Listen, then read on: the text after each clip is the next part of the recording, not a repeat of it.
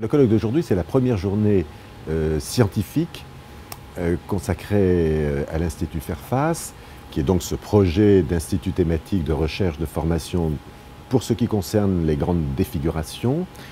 Ce projet intervenant donc après les transplantations faciales que nous avons pu réaliser, et dont nous avons réalisé la première en l'an 2005.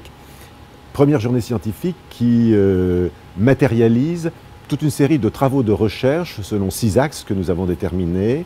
Travaux de recherche menés en collaboration avec l'Université Picardie, avec l'Université technologique de Compiègne qui a une place tout à fait importante. On a entendu ce matin rapporter avec Madame le professeur Robato le projet Simovi. On entendra cet après-midi Madame le professeur Le Gallais parler d'ingénierie tissulaire. On est là tout à fait dans les thématiques de recherche.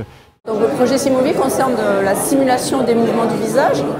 Donc, notre laboratoire est impliqué dans, je dirais, les processus de modélisation avec différentes techniques, de modélisation par éléments finis, notamment le développement des modèles personnalisés à partir des techniques d'imagerie médicale.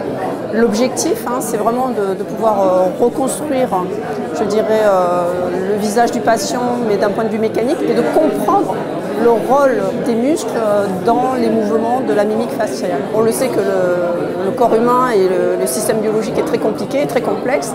Et le but de vouloir développer un modèle le plus proche de la physiologie nous amène à développer, je dirais, d'innover dans de nouvelles approches qui sont relativement uniques à l'UTC, notamment le développement des techniques modélisation personnalisée via les techniques d'élastographie par IRM, des techniques de modélisation de mécanique de calcul de structure utilisant les images pour pouvoir faire de la modélisation géométrique et mécanique, je dirais, du patient.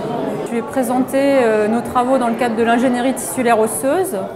On travaille en collaboration avec les équipes du CHU d'Amiens et notamment l'équipe du professeur Marolo à la mise en place d'un tissu reconstruit pour faire du comblement osseux en chirurgie maxillofaciale, puisque c'est un des objectifs de l'Institut Fairfax. La problématique, elle est celle un petit peu de l'ingénierie tissulaire au sens large, c'est-à-dire de faire pousser des cellules, dans notre cas osseuses, au contact d'un biomatériau et de les perfuser correctement pour qu'elles puissent bien coloniser ce matériau avant son implantation. Ça, c'est une des problématiques. Ce qui nous intéresse aussi, c'est sur le plan mécanique de caractériser le tissu reconstruit et donc de connaître ses composantes mécaniques au cours de son établissement.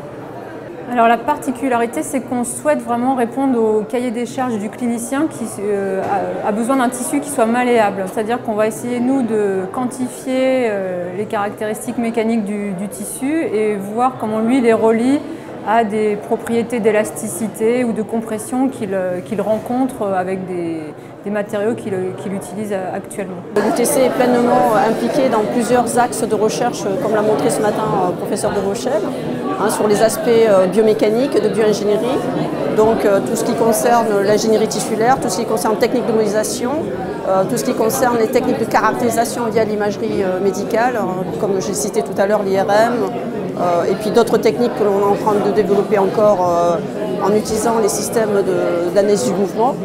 Donc tout ça, c'est déjà intégré dans un fort partenariat dans le cadre du programme d'investissement d'avenir, donc de l'équipe Ex-Figure.